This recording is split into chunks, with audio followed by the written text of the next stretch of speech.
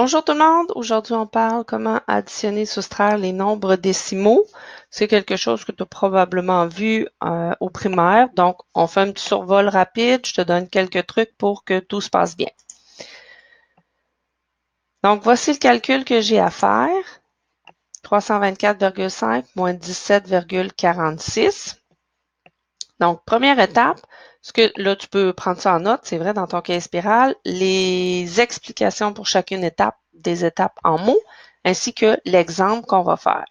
Donc, étape 1, tu écris tes chiffres un en dessous de l'autre en respectant les positions, en alignant les virgules. Ce que ça veut dire, tu mets les dixièmes avec les dixièmes, virgule avec virgule, unité ensemble, dizaines ensemble. Donc, tu m'écris ça espacé, aéré. Ça, c'est une façon de bien faire ton travail. Si tu écris petit ou taponné, ben là, il se pourrait que tes unités se retrouvent en dessous de la colonne des dizaines, puis là, tu vas faire des erreurs. Donc, on écrit bien espacé. Étape 2, faire ton addition, ta soustraction, comme d'habitude, comme tu es habitué. Donc, là, je te montre un petit truc, je modifie ça. Ici, tout à l'heure, on avait un vide là, en haut du 6, il n'y avait rien. Donc, tu as le droit d'aller rajouter des zéros. Ça, c'est possible de le faire. Je vais juste aller copier ça. Comme ça. Bon. Donc, j'ajoute des zéros dans les espaces vides. Ça me permet de faire mon travail de la bonne façon.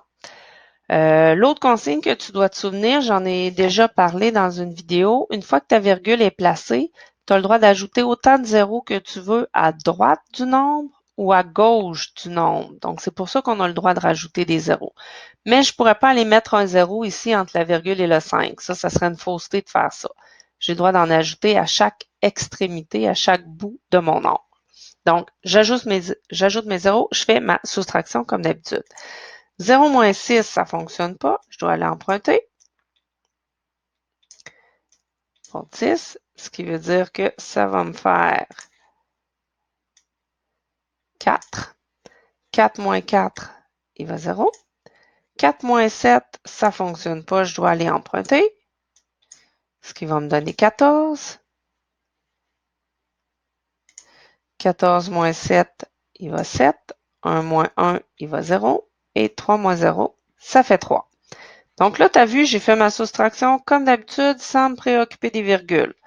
Maintenant, on s'occupe du dossier des virgules. Étape 3, je place ma virgule alignée avec les autres. Donc, tu vois, je l'ai mis vis-à-vis des autres. Prends l'habitude, ta virgule, de l'écrire en petit, en bas et un peu crochou. À éviter les virgules qui ressemblent à des 1. Quand je corrige, si ta virgule ressemble à ça, moi, je vais considérer que c'est un 1 et non pas une virgule.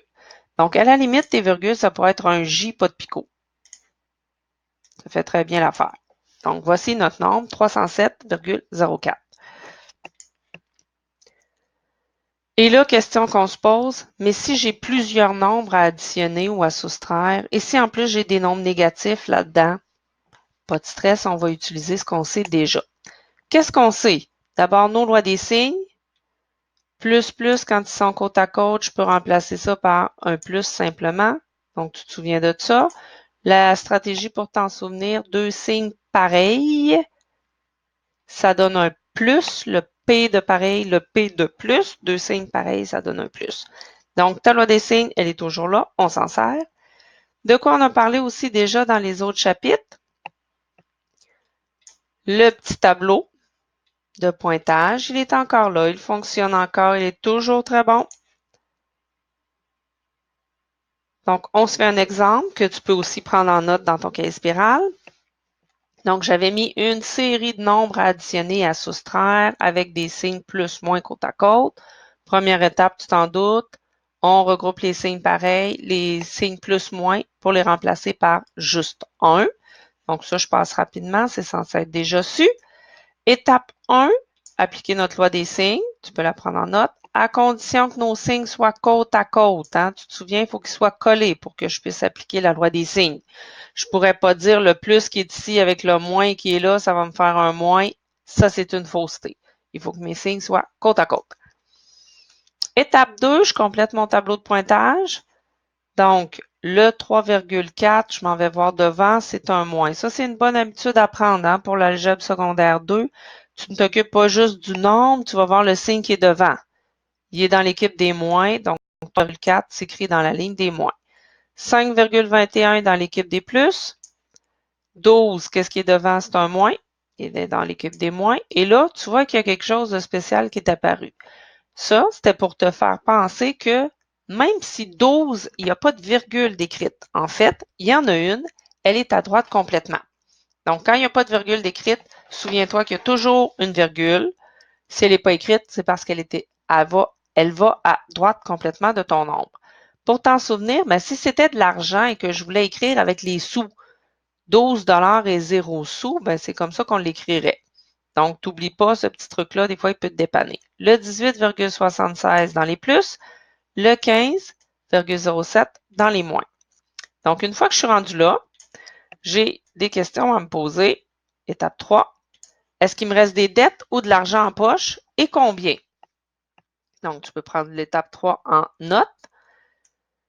Est-ce qu'il me reste des dettes et combien? Bien, pour faire ça, je vais devoir calculer combien d'argent j'ai au total dans mes poches et combien d'argent je dois en tout. Donc, premier calcul, combien j'ai d'argent dans mes poches, je dois additionner les deux enveloppes de salaire que j'ai reçues. Donc, on fait ça. 6 plus 1, ça fait 7. 7 plus 2, ça fait 9. Moi, j'ai l'habitude, quand je passe sur la virgule, je viens de l'écrire tout de suite. 8 plus 5, 3. Et le 1, qui est tout seul, je le descends. J'aurais pu mettre un 0 ici pour m'aider si j'avais eu besoin. Oups, même je viens de voir, j'ai fait une erreur. Je pensais à d'autres choses. 8 plus 5, ça faisait 13, une retenue. Donc, il y a un 2 qui va ici. Fait que dans ma ligne des salaires, j'ai 23,97. Maintenant, mes dettes à payer. Donc, je dois additionner ces trois nombres-là ensemble. Même si c'est des dettes, là, je suis en train de me demander j'ai combien de dettes à payer en tout. Donc, j'additionne mes dettes. Donc, j'ai 30,47 de dettes. La question, c'était, est-ce qu'il me reste des dettes à payer ou de l'argent dans mes poches? La réponse est, il me reste des dettes. Donc, ma réponse à mon problème, elle devrait être un nombre négatif parce que c'est des dettes qu'il me reste. Et je vais aller voir combien de dettes il me reste. Et pour trouver combien de dettes, je vais faire le plus grand de ces deux nombres-là, qui est 30,47, moins le plus petit. J'ai fait mes calculs et j'obtiens une différence de 6,50. Ce qui veut dire que ma grande chaîne d'opération du début avait comme résultat moins 6,50. Donc, tu vois, c'est pas plus compliqué ça, les nombres décimaux. Tu appliques les mêmes stratégies que tu connais depuis longtemps. Il faut juste faire attention pour bien aligner tes nombres quand tu les écris sur ta feuille. C'est aussi simple que ça. N'hésite pas à venir me voir si tu restes des questions sur le tableau plus-moins. Le petit tableau plus-moins, c'est ta dernière chance pour apprendre à l'utiliser parce que plus tard, on va passer à la partie algèbre et là, on va l'utiliser un petit peu moins. Donc, c'est important qu'à partir de maintenant, ça soit bien acquis. Sur ce, je te souhaite un beau travail.